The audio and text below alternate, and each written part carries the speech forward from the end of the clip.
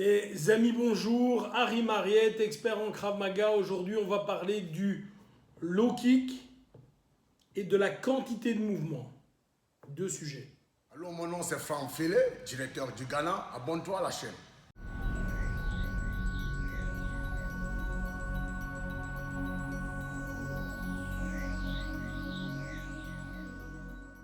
Voilà.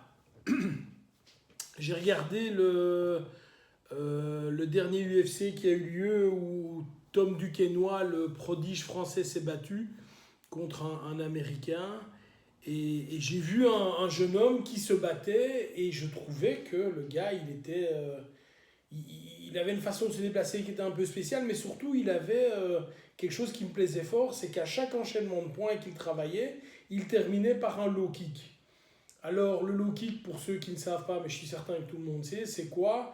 C'est un coup de tibia qui va aller écraser la cuisse, qui va aller écraser la partie extérieure du quadriceps. Et le but, c'est vraiment de rentrer et d'écraser le muscle au maximum pour créer un œdème, etc. Et le but, c'est que la personne, à un moment, ne sache plus tenir sur sa jambe. Et si elle ne tombe pas et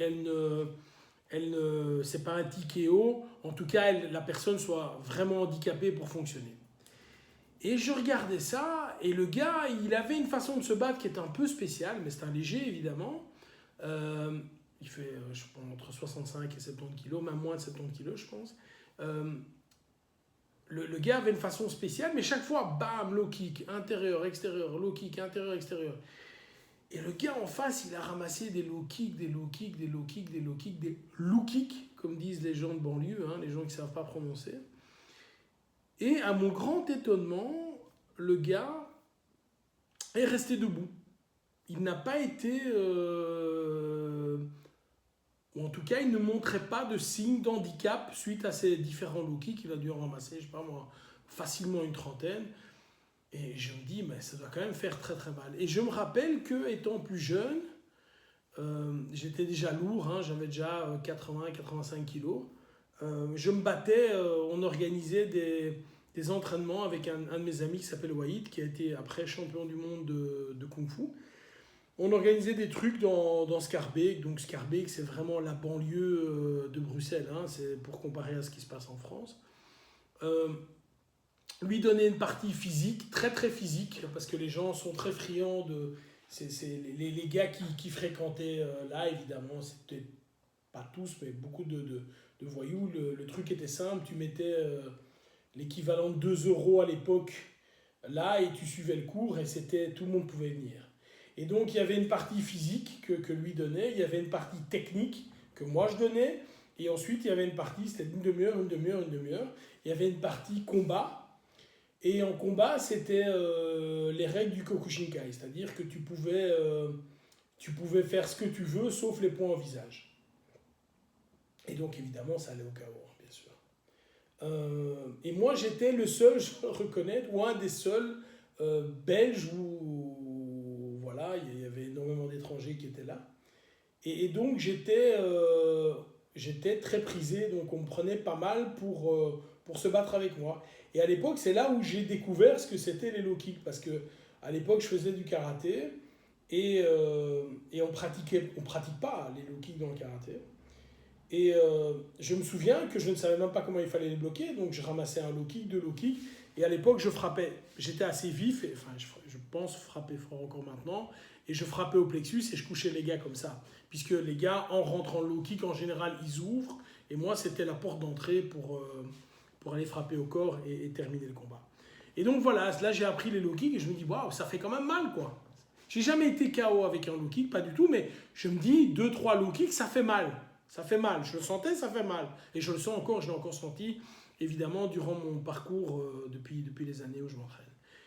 Et puis j'étais quand même étonné, je me dis, mais bon sang de bonsoir, comment se fait-il que ce gars est resté debout avec autant de coups dans les jambes? Et puis je change de sujet, mais qui va revenir au même sujet ensuite.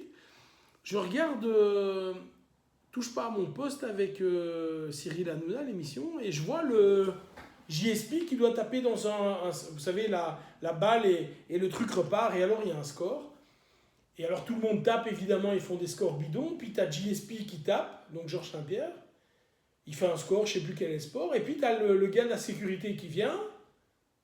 Lui aussi, il tape. Et il bat Georges Saint-Pierre. Je me dis, waouh, le gars a quand même été le champion des lourds légers dans l'UFC. Ça a été, c'est quand même. On parle de Georges Saint-Pierre, quoi. Mais je me dis, ok, le gars, il était là, il a fait en toute décontraction, il a tapé comme ça, et l'autre, il s'est dit, je vais y aller. Et je regarde encore, il y a quelques jours, ou il y a une semaine, je ne sais plus, on voit Arsène Goulam-Mirian, qui vient d'être champion du monde des lourds légers WBA, contre un boxeur belge, Ryan Merry, qui est là, et même scène, il y a on met tout en scène, machin, et le gars tape, boum, il fait un score, et de nouveau, le fameux Mokhtar qui vient, bim, et il bat le champion du monde de WBA. Et là, je me dis, c'est quand même pas possible, comment ça se fait que ce gars-là puisse le battre. Et puis, je regarde, je réfléchis, et je reviens, et je me dis, tiens, qu'est-ce qu'il fait le coup? Et en fait, je reviens sur une formule physique qui est de base, qui est la quantité de mouvement. Et donc, la quantité de mouvement, c'est quoi? C'est le jeu du balancier. Vous voyez, il y a 4-5 boules ici, il y a une boule qui vient ici, et puis il y a l'autre boule qui part. Je mettrai un truc ici. Et en réalité, et en réalité, c'est tout à fait ça. C'est-à-dire que lorsque tu vas aller frapper un low kick, en imaginant que ton low kick est mis au milieu de la cuisse. Évidemment, tu peux faire d'autres dégâts si le low kick est mis juste au-dessus du genou, dans la base des tendons, ou un peu au-dessus. Mais si c'est vraiment mis sportivement, je veux dire, la vitesse, donc la quantité de mouvement, c'est la masse fois la vitesse. Donc c'est des kilogrammes fois des mètres par seconde. La vitesse de frappe entre deux hommes, fût-il un homme de 60 kg et un homme de 120 kg, ne va pas, je parle de gens bien entraînés bien sûr, ne va pas énormément varier. C'est-à-dire que cette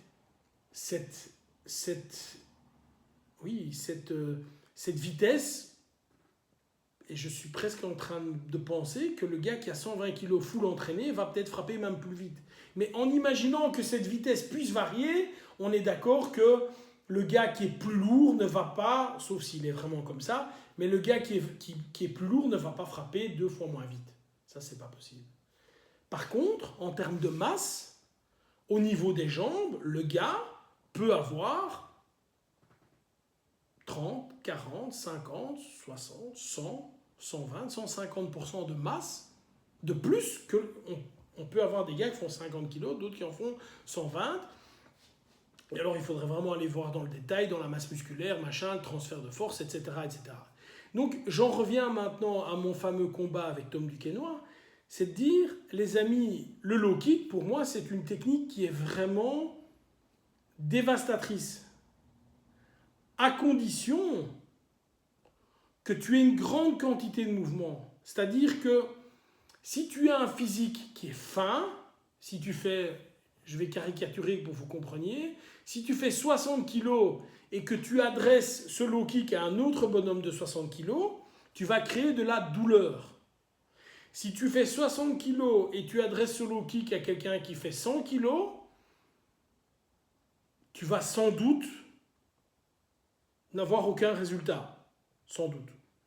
Mais à l'inverse, si tu fais 100 kg et que tu donnes un low kick à quelqu'un qui fait 100 kg, là tu peux aller en TKO. Là tu peux vraiment aller en KO technique. Et c'est la raison pour laquelle Duquesnoy n'est pas arrivé à mettre son adversaire KO, parce que tous les deux étant entraînés, évidemment ces gens sont aptes à résister à la douleur, sont aptes à recevoir des coups. Il n'a simplement pas assez de quantité de mouvement que pour le mettre KO avec ses low kicks. Il va lui faire mal, bien sûr, à un moment, 50, 60 petits coups, ça fait toujours mal, mais ce ne sera jamais assez fort que pour vraiment le coucher. Et d'ailleurs, je me suis empressé d'aller voir, les KO low kick, et quand je vois les KO, évidemment, il y a aussi des KO avec des gens plus fins, bien sûr, mais dans 90% des cas, c'est des mecs qui font 90 kg et plus. Et là, tu vois 1, 2, 3, 4, 5, et au 10e, le gars, ou même avant, le gars, il est vraiment, il sait plus marcher. Et donc, mon résumé là-dessus, le low kick, le coup de nunchaku poussé vraiment dans la jambe, est efficace surtout si tu es lourd. Surtout si tu es lourd. Si tu es un peu moins lourd, il va être efficace pour casser les appuis, mais pas pour avoir le KO, pas pour descendre ton adversaire. Si tu veux descendre ton adversaire et que tu fais 60 kg, des frappes au visage, enfin, il y a d'autres techniques. Mais voilà, en cherchant un petit peu, j'ai eu la réponse à mes questions et je voulais vous en faire partager. Retenez ça, si tu es lourd, le low kick, c'est une technique dévastatrice. Si tu es léger, et certainement contre un lourd, évite de l'employer, frappe plutôt dans le tibia par exemple ou dans les génitales. Bye bye!